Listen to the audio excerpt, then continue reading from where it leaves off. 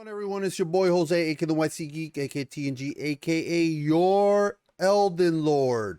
Even the Inquisitor's Elden Lord, if you could believe it. Aka the guy who's back with another episode of Obi-Wan Kenobi. We're officially more than halfway done with this dumpster fire of a show.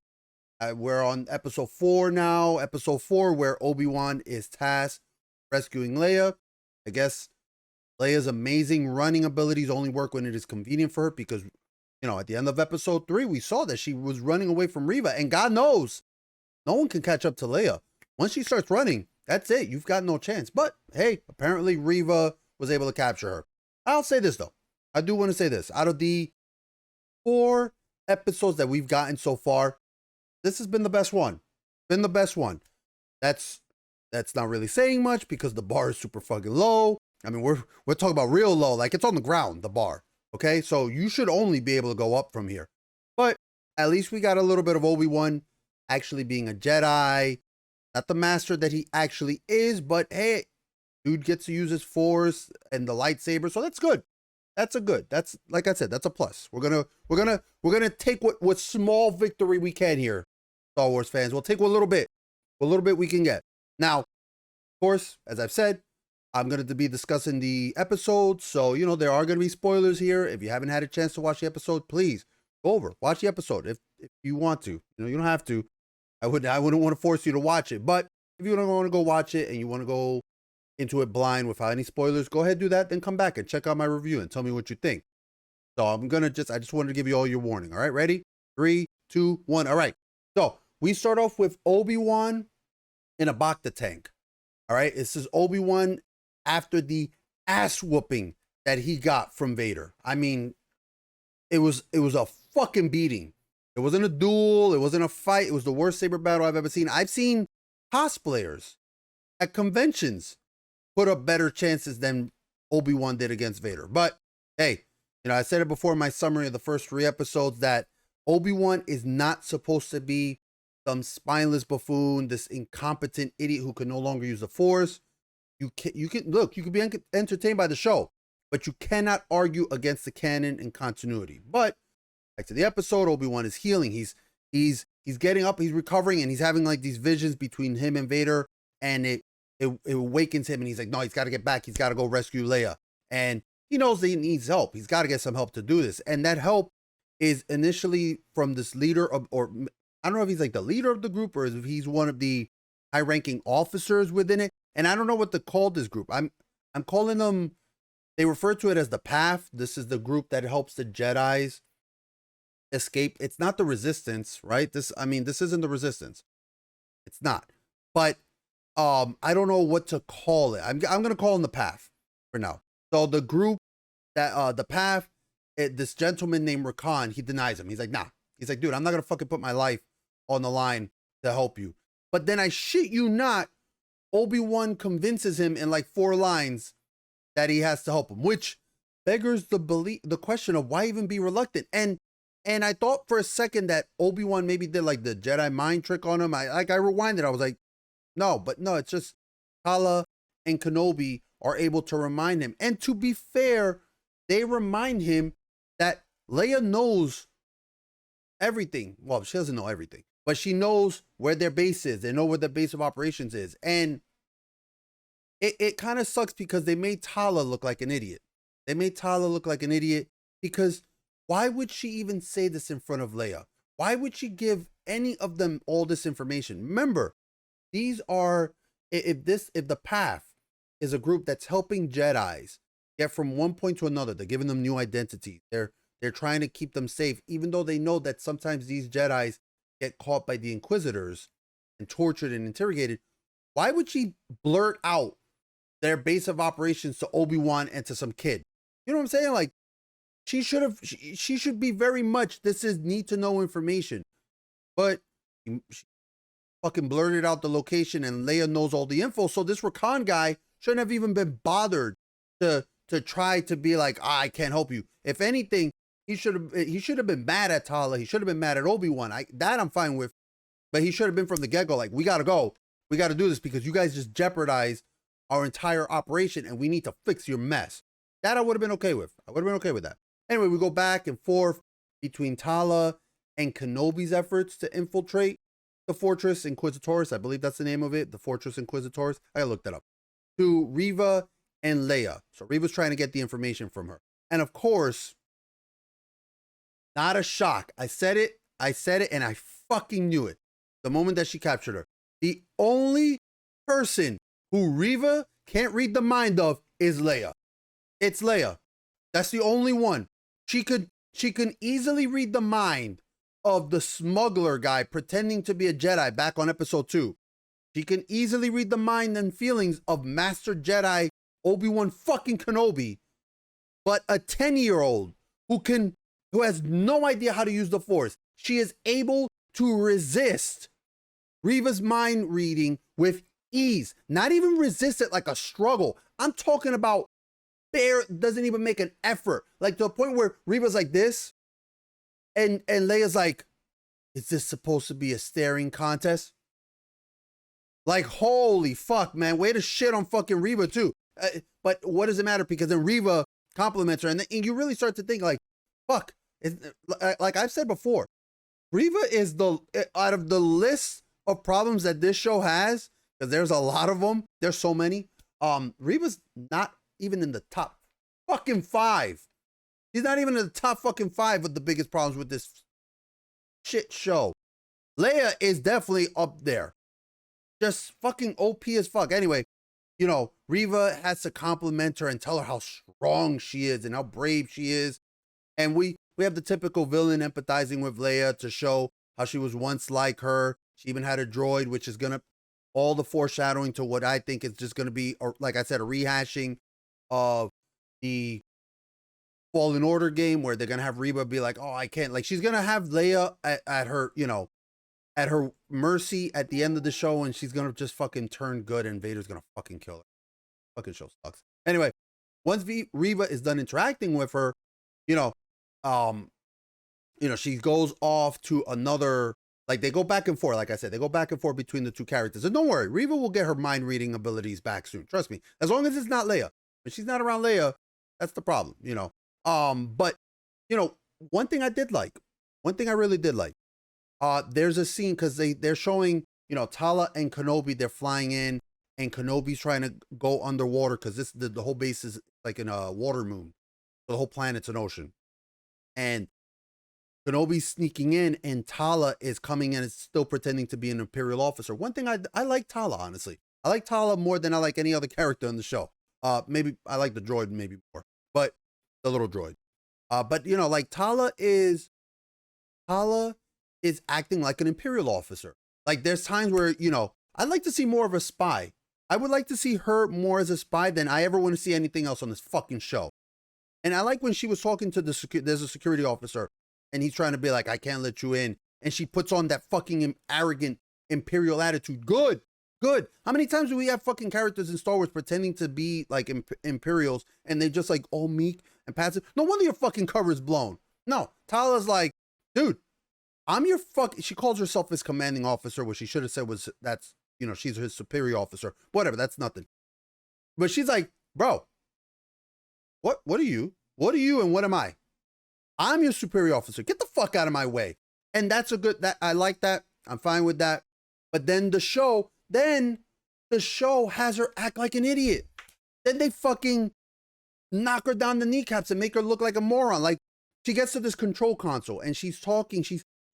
I shit you not, this is it. Like, I need something to fucking use my fucking control communicator thing. The way she fucking, I'll use this.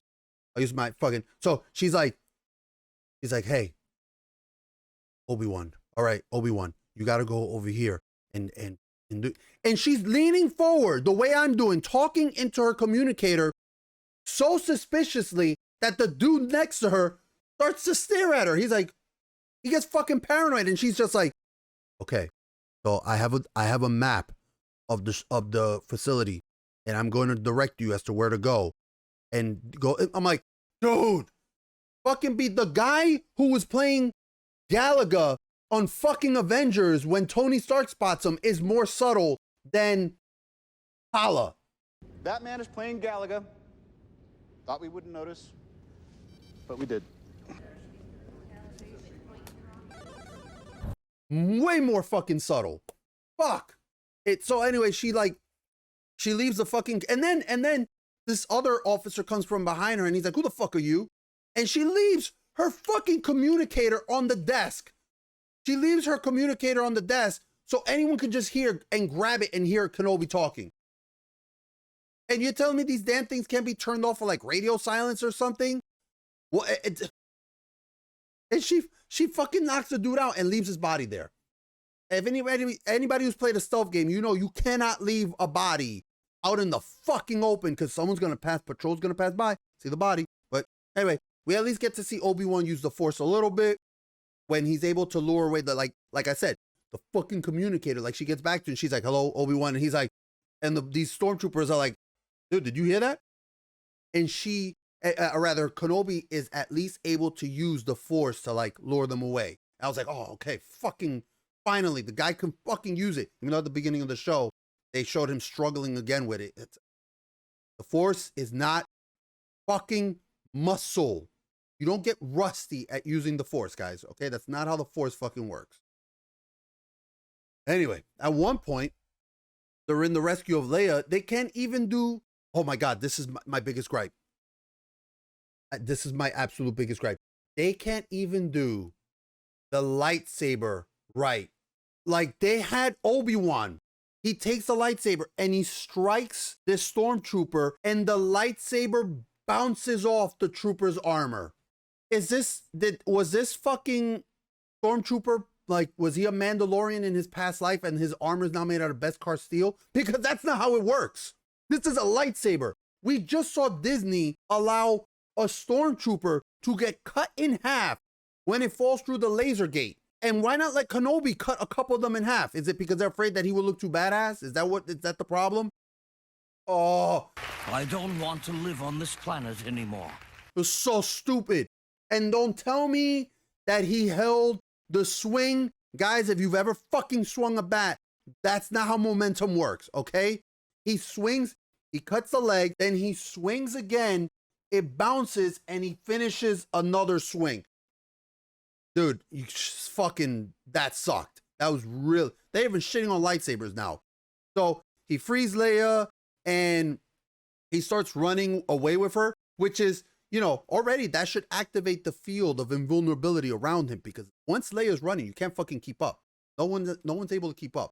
But at least here, we're able to see Kenobi act closer to what he actually should be. So this is still good because we're getting to see him be a Jedi again. You know, he's deflecting the blaster shots back to the enemy. He's using the Force to hold back the very ocean from leaking into this base through some of the windows that got shot, which, dude, he's holding back the fucking ocean. That should show how fucking strong. I mean, he's, like I said, Obi-Wan's fucking insanely powerful, but good. Show him able to do these kind of things. Though another minor nitpick, why would these windows should probably have been built like blaster proof, right? It's my thinking, like, because if I'm building a base under the ocean, the glass better be able to stand up to any type of fucking structural damage outside of a fucking bomb or something. And I don't know, maybe Vader is fucking cheap. Oh, just rebuild it? Oh, that real fucking original. And who's gonna give me a loan, jackhole? You? You got an ATM on that torso light bright? Anyway, we get to the rescue, and two starships show up. They shoot the fucking, because they get surrounded, Kenobi and Leia and Tala, and they get surrounded, and these two starships show up, and these two fighters, and the three windows breaking are enough to quote almost destroy the base, as the fifth brother says to Lord Vader. It seems I have underestimated you. But my lord, the base was almost destroyed. Kenobi is all that matters. Vader shows up, and he, you know, it's just to hype up Reva, to show how cool of a character she is, because she's like, hey, I put a tracker on it. And I'm sure that later they'll say that this is where Vader got the idea to put a tracker on the fucking Falcon or something like that. I'm sure. I'm very sure about that. Very sure. Anyway, whatever. It's two 2 more episodes until the limited series is over with. Again, out of the 4 episodes we've had so far, this is easily the best one.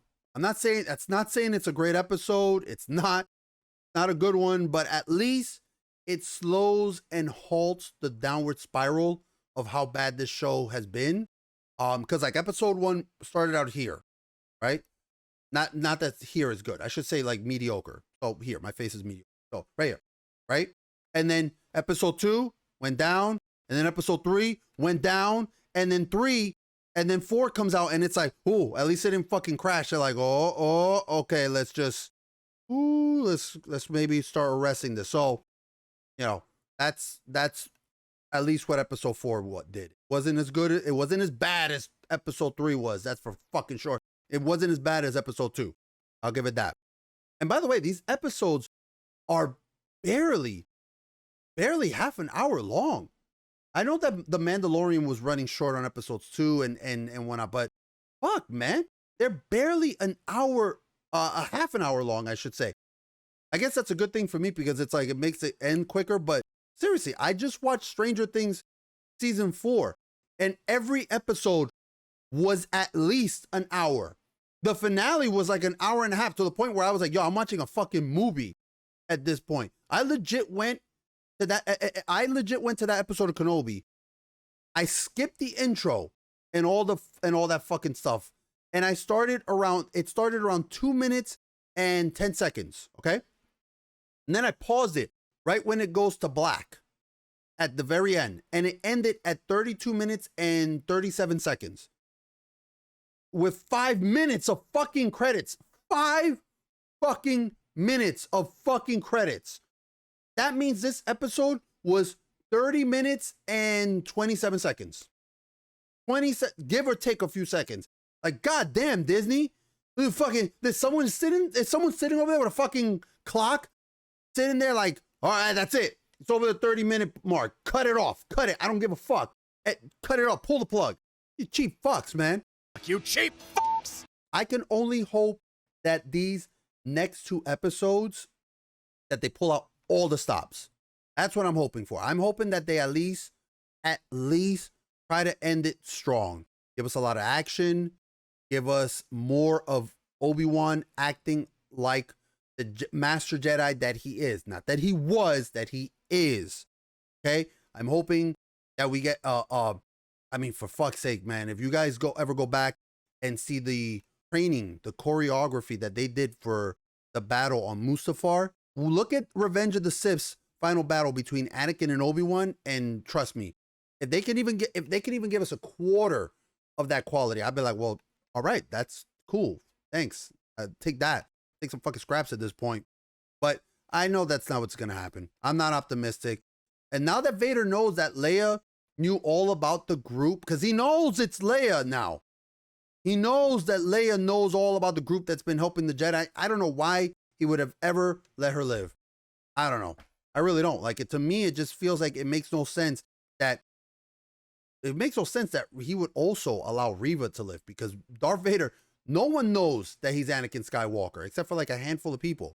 He would have fucking killed her. And don't tell me she fucking read his mind, okay? Or there should be no inkling, unless that they go with that, oh, she saw him killing the younglings or something. Whatever, man. This fucking show, clearly they don't give a fuck about the storyline, because these morons can't even be bothered to watch the original source materials. But this has been the NYC Geek. If you enjoyed this kind of content, please make sure to hit that subscribe button.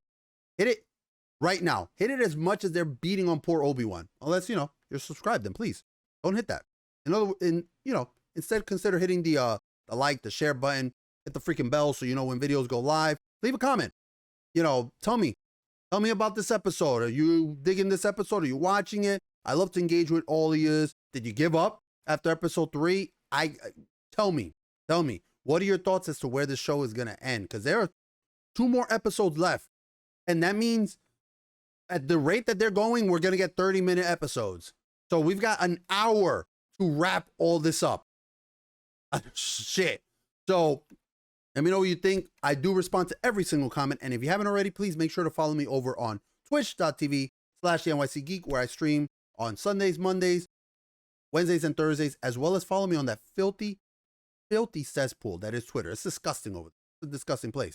Remember always, your time is precious. Thank you so much. Seriously, thank you so much for sharing it with me. Please take care of yourselves. Stay safe. Take care of each other. And I'll see you guys next time, all right? Take care.